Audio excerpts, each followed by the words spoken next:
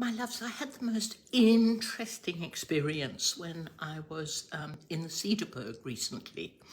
I saw at the door of a shed quite near the chalet in which we were staying, a man fiddling with the door, and I needed one of the screws tightened up on my Norwegian poles. So I thought, well, if he looks like a handyman, I'll go over to him and ask him.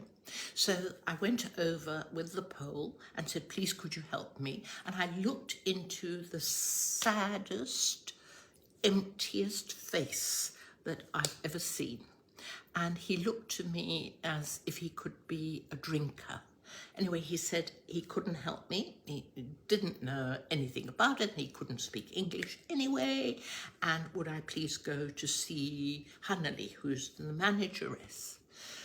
So I went back, and then it was extraordinary because my friend that I was with, we kept on seeing him walking on the same part of the path, but he wasn't striding out. He was really doing a bench shuffle. And you know, there's when you repeat a clip, it goes cluck, cluck, cluck. Well, it's like that. She saw him 3 times. He never went past a certain point. I only saw him once. There was no car or motorbike or bicycle or anything near. And when we spoke to Hanali about it, Hanali said, but there's nobody in that shed. The shed is locked and the key is on the hook in my office. You're imagining things. So Saint-Germain whispered in my ear. He said, listen, there's a bit of work to do here.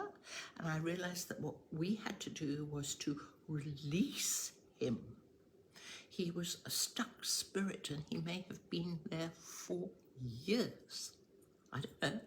So that evening, when we were doing our meditations and sending the light and everything, we worked on him, and he definitely was a stuck spirit, because what I saw was a whole group of golden beings, some of them were angels, descending down onto him and taking him away. What was unusual for me, I've done a lot of this work before, but I have never come across a spirit looking so solid and 3D. It was an interesting experience.